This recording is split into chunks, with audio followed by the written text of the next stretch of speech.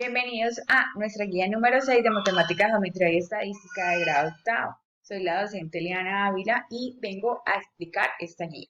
Recordemos que en nuestra guía anterior hablamos mucho sobre el lenguaje numérico y el lenguaje algebraico. Vimos cómo transformábamos algo escrito en un texto corto a algo utilizando símbolos y letras. En esta guía vamos a aprender y explorar qué son las expresiones algebraicas, para qué nos sirven, cuáles son sus componentes o sus términos, y también vamos a hablar de las medidas de tendencia central. En la guía pasada hablamos del promedio, te recomiendo que lo repases, y en esta guía vamos a hablar de la mediana.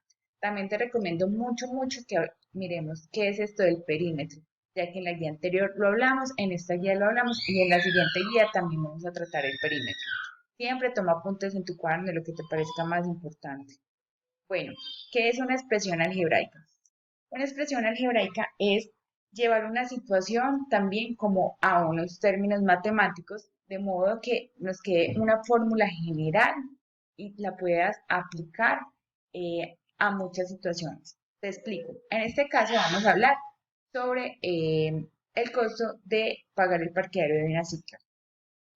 ¿Qué pasa? Nosotros vamos a tener la manera de calcularlo sencillo. Tú lo puedes hacer. Yo te digo, eh, cuánto te vale 2 horas de parqueadero, sabiendo que allí la hora vale 500? Tú dices, es muy fácil. 2 horas serían 500 más 500, 1000. O 500 por 2, 1000. Sí, estás haciendo uso de la matemática. Mire que estás empleando una suma o una multiplicación. Hay otras situaciones de la vida cotidiana que son un poquito más complejas y que yo luego te diga, ¿y cuánto te valen 5 horas? ¿Y cuánto te vale 8?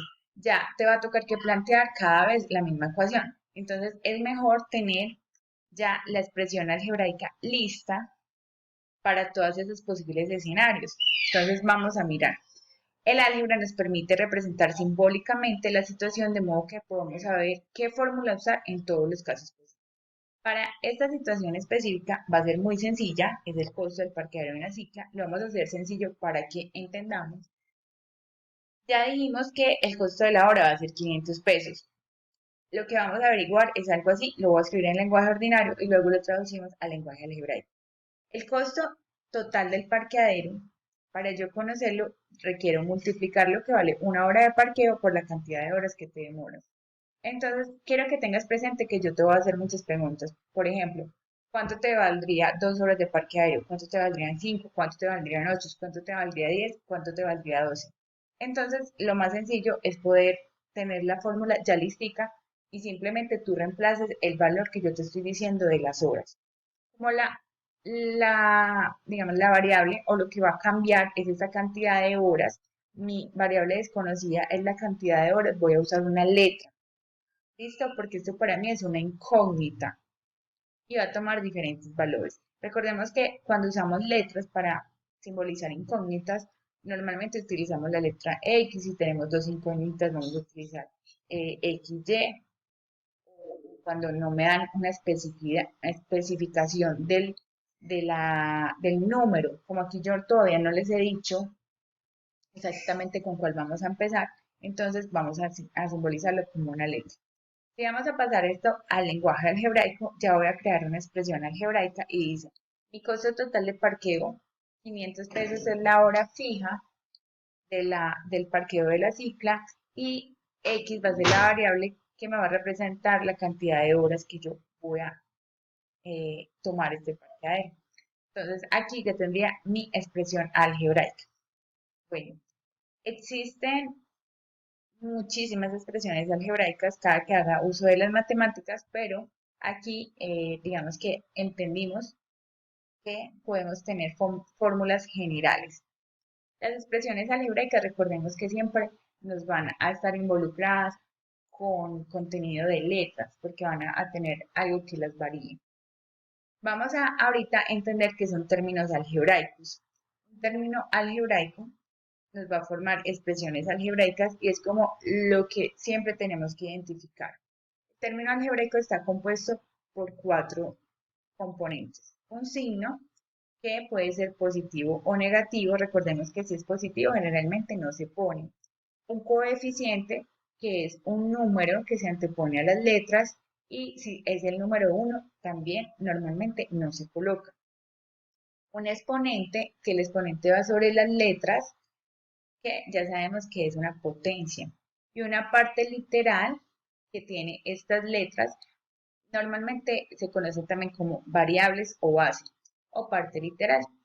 En algunos libros hablan solo pues de las letras. Vamos a manejarlos así por un momento, pero tengamos en cuenta que generalmente la parte literal me va a hablar de tanto las letras como con los exponentes.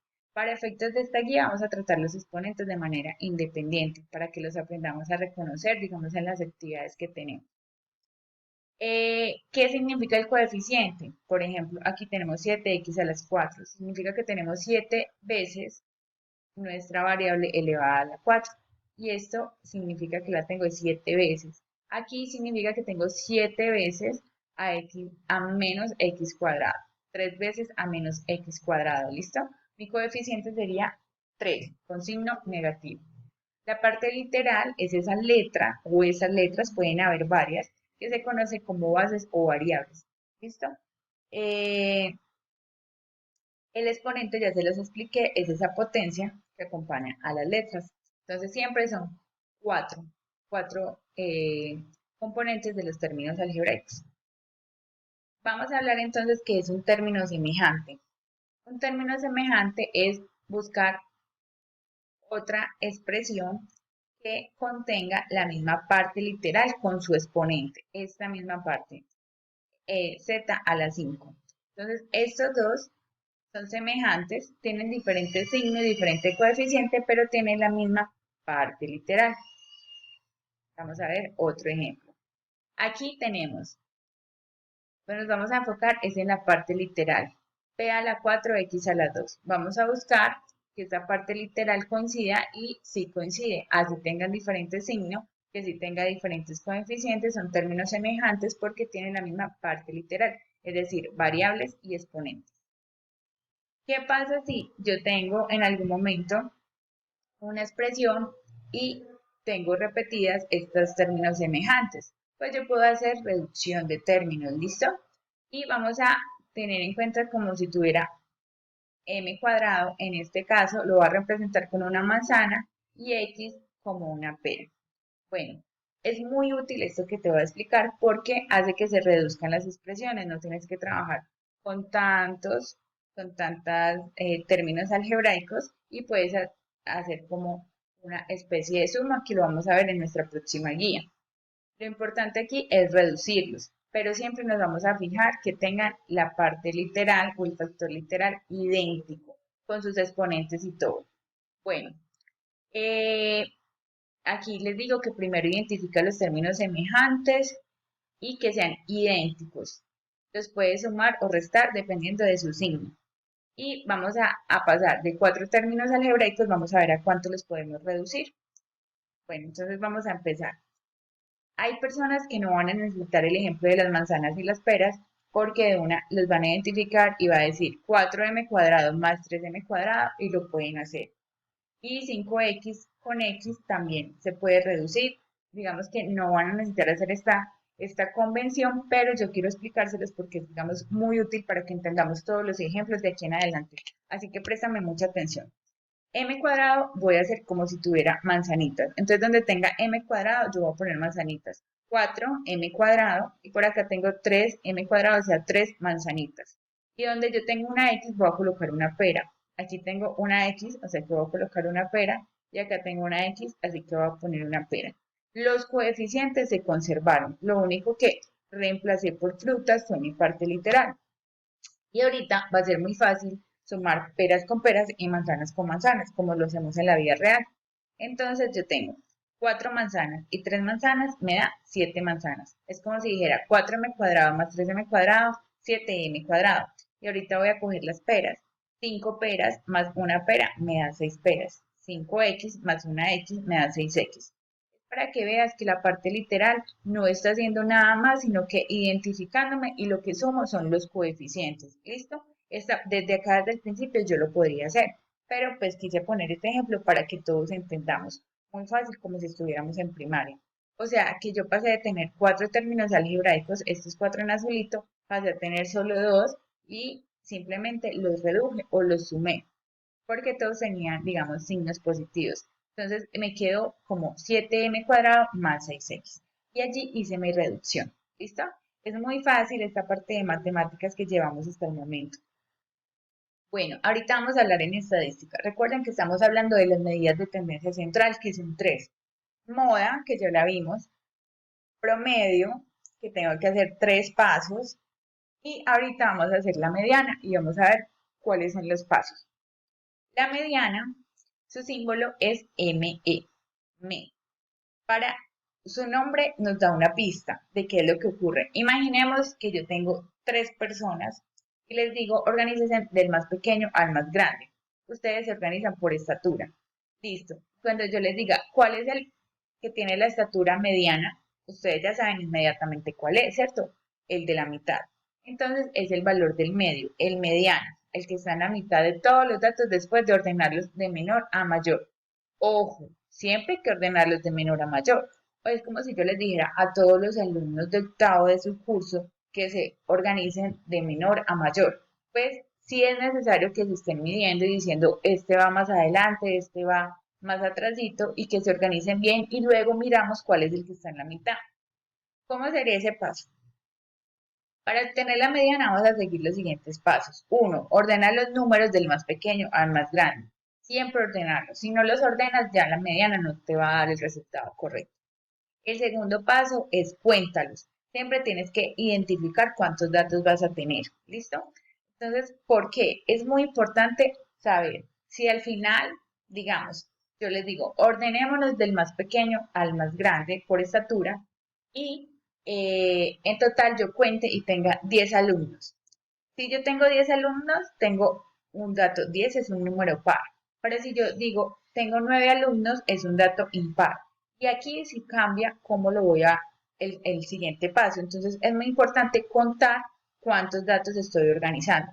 ¿Qué pasa si tengo dos veces un mismo dato? Lo coloco dos veces. O sea, si a mí me dan 10 números y los tengo que ordenar 10 números. No que porque hay unos repetidos lo voy a colocar una vez. No, tengo que ordenar los 10 datos de menor a mayor y que yo los cuente y me queden lo que inicialmente me dieron. Si me dieron 10 datos, me tienen que quedar 10 datos ordenados. Si me dieron 9 datos, me tienen que quedar 9 datos ordenados. ¿Listo? Entonces, ¿qué vamos a hacer? Pensemos en que tenemos una cantidad impar. Por ejemplo, eh, 9 estudiantes. Entonces, lo que yo hago es ordenarlos de menor a mayor y al mismo tiempo voy a como a tachar los de los extremos. El más pequeño con el más grande, el más pequeño con el más grande. Y así voy tachando hasta que me queda uno solo en la mitad. Tacho los extremos. Se repite el proceso hasta quedar con uno en la mitad. Esa sería la mediana. ¿Qué pasa si tengo una cantidad par? Yo tacho los extremos, pero al final me voy a quedar con dos números en el centro. Lo que debo hacer es con estos dos números los sumo y lo divido entre dos y esa va a ser mi mediana. Bueno, vamos a resolver un ejemplo y vamos a seguir los pasos. Este ejemplo dice cuánto. Ah, es el mismo ejemplo, ya se la pillaron. El costo de hora de parqueo. Vamos a ir al centro de Tuluá y preguntamos cuánto. Ah, es que el ejemplo estaba acá.